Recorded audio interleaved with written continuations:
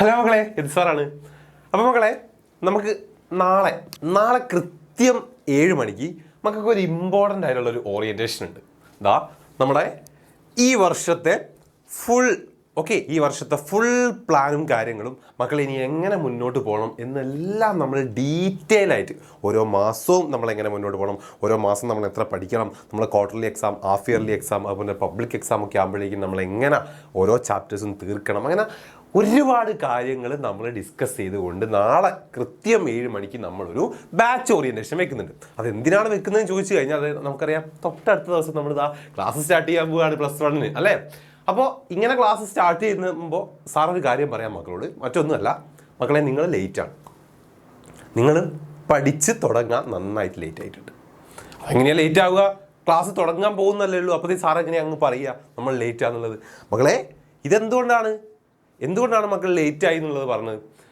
നമ്മൾ നോർമലി നോക്കുന്ന സമയത്ത് ഇതാണോ കറക്റ്റ് ഒരു ക്ലാസ് സ്റ്റാർട്ട് ചെയ്യുന്ന ടൈം? ആണോ? 10th ബേസ് ചെയ്ത് മക്കൾ നോക്കൂ, അല്ലെങ്കിൽ ഇതാ നമ്മുടെ +2 നോക്കൂ. നമ്മൾ ക്ലാസ് സ്റ്റാർട്ട് ചെയ്തിട്ട് എത്രയാണ് ഇപ്പോൾ ഒരു 1 month and above ആയി. അത് തന്നെയാണ് മക്കളുടെയും ടൈം. പക്ഷേ മക്കൾക്ക് എന്തുകൊണ്ടാണ് ഇങ്ങനെ വൈകുന്നത്? മറ്റൊന്നുമല്ല, 10th കഴിഞ്ഞ് +1 ആ ഒരു അഡ്മിഷൻ പ്രോസസ്സ് കുറച്ച് ഡിഫിക്കൽട്ടാണ്. സോ അതുകൊണ്ടാണ് ആ അഡ്മിഷനൊക്കെ റെഡി ആയിട്ട് വരാനുള്ള ആ ഒരു ടൈമാണ്. സോ അതുകൊണ്ട് തന്നെയാണ് എന്താകുന്നത്, നമുക്ക് +1 ക്ലാസ് സ്റ്റാർട്ട് ചെയ്യാൻ വൈകുന്നത്. അല്ലാതെ നിങ്ങൾ ഇത്രയും വൈകി പഠിച്ച് തുടങ്ങിയാൽ മതി എന്നല്ല അതിൻ്റെ അർത്ഥം. ഓക്കെ, അപ്പോൾ ഇങ്ങനെ ലേറ്റായി തുടങ്ങുന്നത് നമ്മൾ അറിയാതെ തന്നെ നമ്മൾ പഠിക്കുന്നത്, അല്ലെങ്കിൽ നിങ്ങൾക്ക് ക്ലാസ് കിട്ടുന്ന സമയത്ത്, സ്കൂളുകളൊക്കെ ക്ലാസ് കിട്ടുന്ന സമയത്ത് നിങ്ങൾ അറിയാതെ അതിൻ്റെ ഒരു സ്പീഡ് നമ്മൾ ക്ലാസ് തുടങ്ങിയാൽ ആ ടൈമിൽ വരും. കാരണം ഓരോ ഇപ്പോൾ ക്വാർട്ടർലി എക്സാം ആണെങ്കിലും ഹാഫ് ഇയർലി എക്സാം ആണെങ്കിലും അതിന് മുൻപ് പഠിച്ച് തീർക്കേണ്ട കുറേ കാര്യങ്ങളുണ്ട്. അതൊരിക്കലും നിങ്ങൾക്ക് വൈകിട്ടാണ് ക്ലാസ് തുടങ്ങുന്നത്, അതുകൊണ്ട് നിങ്ങൾക്ക് കുറച്ച് സിലബസേ പഠിക്കാനുള്ളൂ, അങ്ങനെയല്ല. നിങ്ങൾക്ക് പഠിക്കാനുള്ളത് 10th അപേക്ഷിച്ച് കൂടിയിട്ടേ ഉള്ളൂ. ഓക്കെ, ആ കൂടിയത് നമ്മളെന്താക്കുന്നു, ഈ ഒരു എക്സാമിനൊക്കെ ഉള്ളിൽ പഠിച്ച് തീർക്കേണ്ടത് എന്ന് പറയുന്ന സമയത്ത് നിങ്ങൾക്ക് വൈകി തുടങ്ങുന്നത് കൊണ്ട് കുറച്ചൊന്നും തന്നിട്ടില്ല. അത് നമ്മൾ അറിയാതെ തന്നെ കുറച്ച് സ്പീഡായിട്ട് അങ്ങോട്ട് പോകുന്നുണ്ട് നമ്മളെ കൂടെ. റെഡി? അപ്പോൾ അങ്ങനെ നോക്കുന്ന സമയത്ത് നമ്മൾ പഠിച്ച് തുടങ്ങുന്ന ടൈം കഴിഞ്ഞു, വൈകിട്ടുണ്ട്. പക്ഷെ നിങ്ങൾ വല്ലാതെ അങ്ങോട്ട് വൈകിട്ടില്ല. ഇപ്പോഴേ നിങ്ങൾ എന്താക്കിയാൽ മതി, പഠിച്ച് തുടങ്ങിയാൽ മതി. അതായത് നമ്മുടെ ബാച്ചിൻ്റെ കേസ് പറയുകയാണെങ്കിൽ, നമ്മുടെ ജ്വാല ബാച്ചിൻ്റെ കേസ് പറയുകയാണെങ്കിൽ നമ്മുടെ ജ്വാല ബാച്ചിൻ്റെ കേസ് പറയുകയാണെങ്കിൽ നമ്മൾ May 12 ക്ലാസ് സ്റ്റാർട്ട് ചെയ്തിട്ടുണ്ട്. ഓക്കെ, അതായത് മെയ്യിൽ ആ ഒരു റേഞ്ചിൽ നമ്മൾ ക്ലാസ് സ്റ്റാർട്ട് ചെയ്തു. ഓക്കെ, അപ്പോൾ അതിൽ സ്റ്റാർട്ട് ചെയ്തിട്ട് നോക്കണം, നമ്മുടെ അക്കൗണ്ടൻസി, നമ്മൾ ആദ്യത്തെ മെയിൻ ചാപ്റ്റർ. ഓക്കെ, അക്കൗണ്ടൻസിയിൽ നമ്മൾ 2 ചാപ്റ്റർ, ആദ്യത്തെ ഒരു ചാപ്റ്റർ നമ്മൾ കംപ്ലീറ്റ് ചെയ്തു, അതിൻ്റെ 1 ഷോട്ടും കഴിഞ്ഞു, നിങ്ങൾക്ക് യൂട്യൂബിൽ കാണാം. റെഡി? സെക്കൻഡ് ചാപ്റ്റർ നമുക്ക് ലാസ്റ്റ് പാർട്ട്, 3rd പാർട്ടാണ് ഇനി വരാനുള്ളത്.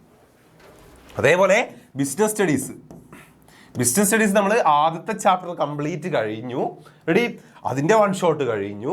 ദെൻ സെക്കൻഡ് ചാപ്റ്റർ നമുക്ക് ഇപ്പോൾ സെക്കൻഡ് പാർട്ട് കഴിഞ്ഞു.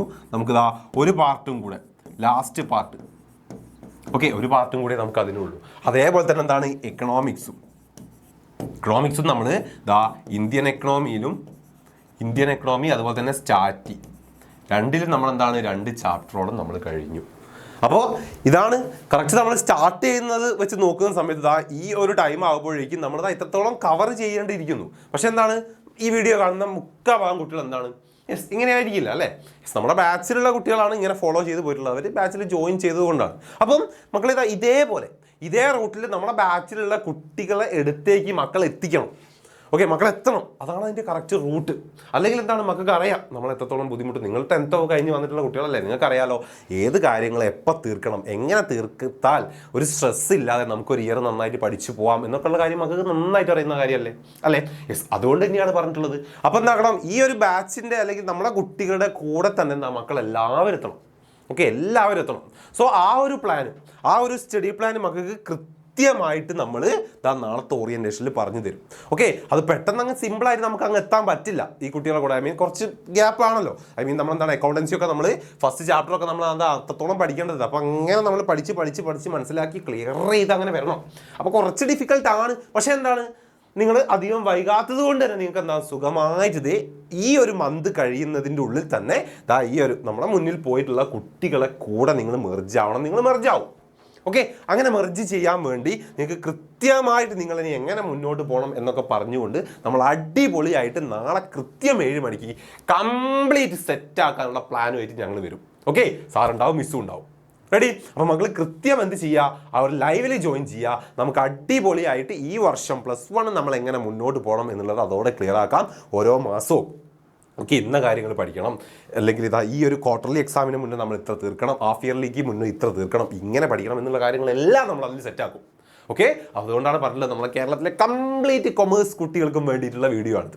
അപ്പം നിങ്ങൾ നാളെ കൃത്യം എന്ത് ചെയ്യുക, 7 മണിക്ക് നമ്മുടെ ഈ ഒരു ബാച്ചിൽ ഓക്കെ ബാച്ച് ഓറിയൻറ്റേഷനിൽ മക്കൾ കൃത്യമായിട്ട് എന്ത് ജോയിൻ ചെയ്യാം. നമുക്ക് അടിപൊളിയായിട്ട് പഠിക്കണം.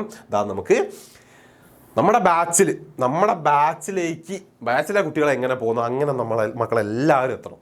Okay yes. അപ്പോൾ അതിൽ ഏറ്റവും സിമ്പിളായിട്ടുള്ള മറ്റൊരു വഴി എന്ന് പറയുന്നത് നമ്മളെ ബാച്ചിൽ ജോയിൻ ചെയ്യുക എന്നുള്ളത് തന്നെയാണ്. കൃത്യമായിട്ട് മക്കളെ ഇൻസ്ട്രക്ട് ചെയ്യാനും ഇത് ചെയ്യൂ അത് ചെയ്യൂ ഡെയിലി ഇത് ചെയ്യൂ അത് ചെയ്യൂ എന്ന് പറഞ്ഞുകൊണ്ട് എപ്പോഴും ഞങ്ങൾ കൂടെ ഉണ്ടാവും നമ്മുടെ ബാച്ചിലാണെങ്കിൽ. ഓക്കെ, നിങ്ങൾക്ക് വേണ്ട ക്ലാസ്സുകളും കാര്യങ്ങളൊക്കെ അതിനനുസരിച്ച് നമ്മൾ അപ്ഡേറ്റ് ചെയ്ത് ടൈം ടേബിൾ വെച്ച് തന്ന് നമ്മൾ മുന്നോട്ട് പോകും.